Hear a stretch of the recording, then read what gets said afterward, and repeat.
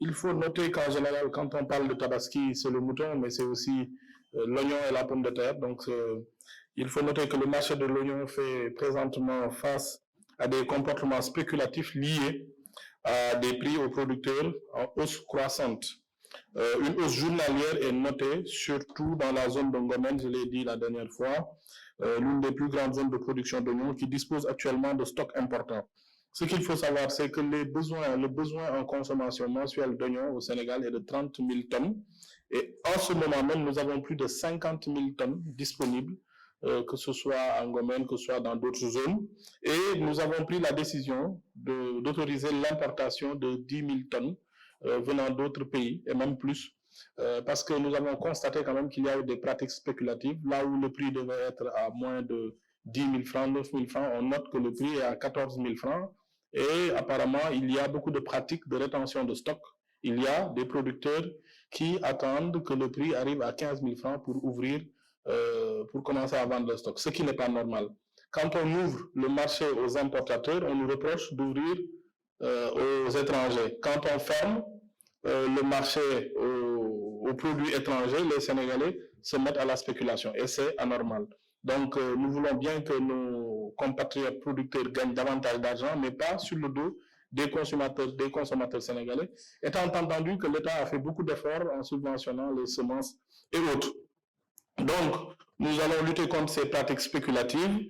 Nous allons ouvrir le marché et permettre l'importation d'oignons pour faire baisser les prix et permettre aux Sénégalais d'acheter à des prix normaux. Il faut aussi noter que sur la zone de Mbane, on note aussi beaucoup de livraisons qui viennent à Dakar, parce que 700 tonnes par jour. Ça, c'est le fait des agro-industries. Pour la pomme de terre, la disponibilité locale permet entièrement de satisfaire la demande. Donc, il n'y a pas besoin d'ouverture du marché à l'importation. Je vous donne quelques chiffres. Le niveau des stocks entre le mois de mai et maintenant, il y a 41% de plus sur le marché de l'oignon au niveau du Sénégal. Et par rapport à la semaine dernière, on a noté plus de 7% d'augmentation. Donc, il y a assez d'oignons, sauf qu'il y a derrière des pratiques spéculatives. Donc, sur la pomme de terre, la consommation moyenne, la consommation mensuelle est de 8 500 tonnes. Nous notons dans certaines zones plus de 60 000 tonnes de pommes de terre qui sont stockées et qui alimentent régulièrement les zones de consommation. Donc, sur les autres produits, il n'y a pas de problème. Nous allons suivre petit à petit et vous informer et permettre aussi aux populations de ne pas être victimes des pratiques spéculatives. Dans une situation aussi préoccupante que celle que nous vivons en ce moment, chacun doit mesurer sa responsabilité. On ne peut pas avoir des manifestations qui ont entraîné des morts, des commerçants qui ont subi beaucoup de préjudices, et puis, avant même que ces défunts soient enterrés, qu'on parle encore de manifestations. Je pense que ça montre toute l'irresponsabilité des gens qui appellent à manifester. Le jeu politique est fait de dialogue, de liberté d'expression. Mais il y a des périodes, quand même, où il faut mesurer la responsabilité, il faut mesurer aussi la situation des personnes qui sont éplorées, des familles qui ont eu des victimes en leur sein. Et je pense qu'aujourd'hui, jusqu'à la Tabaski, on doit au moins respecter ce deuil des familles. L'autre chose, les commerçants, il faut savoir que la période de la Tabaski, la période de la Korité, Magal, Gamou, rentrée scolaire, ce sont leurs périodes, et ce sont les périodes les plus importantes de chiffre d'affaires pour eux.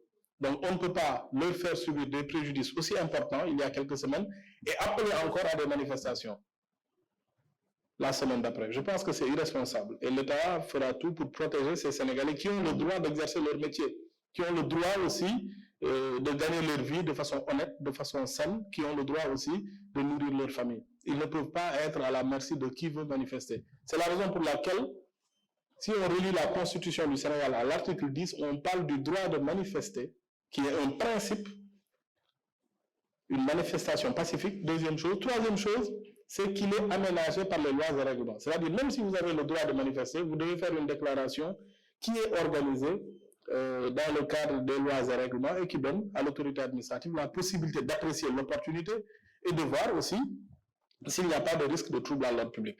En ce moment, nous avons des commerçants qui ont beaucoup subi, qui ont perdu de l'heure. Il y a des commerçants qui ont perdu la vie durant les manifestations du 1er et du 2 juin. Donc, revenir avant même l'enterrement de ces défunts, leur parler de manifestation et faire en sorte aussi que ces commerçants perdent encore des journées de chiffre d'affaires, je pense que c'est responsable. Pour des gens qui ont une ambition pour le Sénégal, il n'y a rien de plus anachronique et d'impertinent. Je pense qu'il faut en ce moment respecter nos compatriotes qui ont fait du commerce leur métier, qui se battent tous les jours pour pouvoir offrir aux populations l'approvisionnement nécessaire à notre vie quotidienne, à nous tous. Leur permettre de gagner leur vie sainement, de pouvoir profiter de cette période qui est une période importante pour ces gens-là. La sécurité est notre priorité.